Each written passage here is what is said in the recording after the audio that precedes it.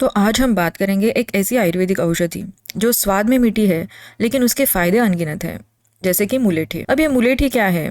मुलेठी को अंग्रेजी में ल्यूकोरिस भी कहा जाता है और ये आयुर्वेद में हजारों सालों से इस्तेमाल होती आ रही है। अब इसे यष्टि मधु नाम से भी कहा जाता है। अब मुलेठी आयुर्वेद की एक बहुत प्रसिद्ध औषधि है जो कफ पित्त का शमन करती है और बल्य मानी जाती है, मतलब बॉडी को स्ट्रेंथनिंग भी देती है। अब इसके फायदे क्या हैं? इसमें सबसे इंपॉर्टेंट जो इसके बेनिफिट्स है उसमें गले और खांसी में लाभदायक है, जैसे कि सूखी खांसी है, गले की खराश है या फिर आवाज बैठना है। इस रेस्पिरेटरी प्रॉब्लम में आपको ये मुलेठी बेनिफिट देगी। दूसरा, पाचन तंत्र के लिए, मतलब डाइजेशन के लिए। अगर किसी को एसिडिटी की प्रॉब्लम है, गैस की प्रॉब्लम है, बार बार बर्निंग सेंसेशन हो रहा है पेट में या फिर आपको ऐसे भारीपन लग रहा है, तो उसमें भी आपको मुलेठी बेनिफिट देगी।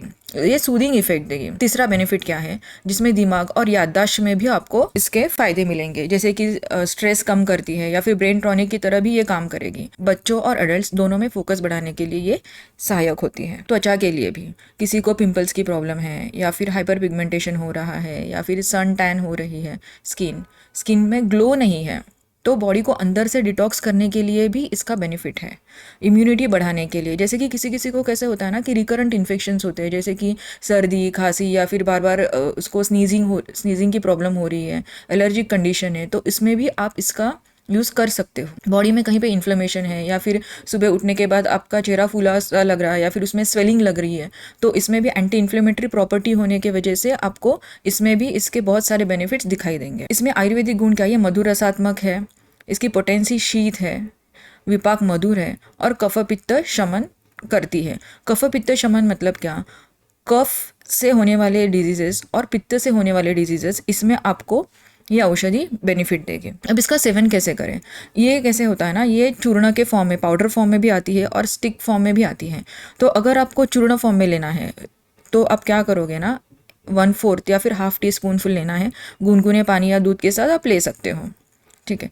तो अगर आपको थ्रोट पेन है या फिर खांसी आ रही है तो आप इसमें चूर्ण के फॉर्म में आप उसका सेवन कर सकते हो, या फिर स्टिक जो है उसे भी आप इस्तेमाल कर सकते हो। लेकिन इसमें क्या सावधानी बरतनी है कि अगर आपको बीपी की प्रॉब्लम है या फिर किडनी प्रॉब्लम है या फिर प्रेगनेंसी में आपको लंबे समय तक इसका सेवन नहीं करना है। मुलेठी आप चाय के फॉर्म में भी ले सकते हो, ठीक है।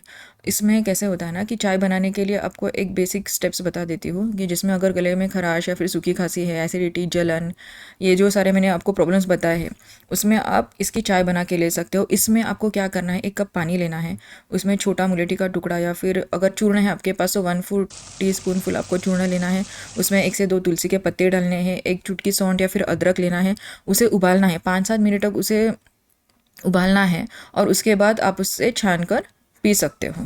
अब ये कब लेना है? सुबह खाली पेट आप ले सकते हो। अगर आपको एसिडिटी, डाइजेशन की प्रॉब्लम है, कॉन्स्टिपेशन की प्रॉब्लम है तो आप सुबह खाली पेट ले सकते हो। अगर आपको स्ट्रेस रिलेटेड इशू है तो आप शाम के समय में ले सकते हो।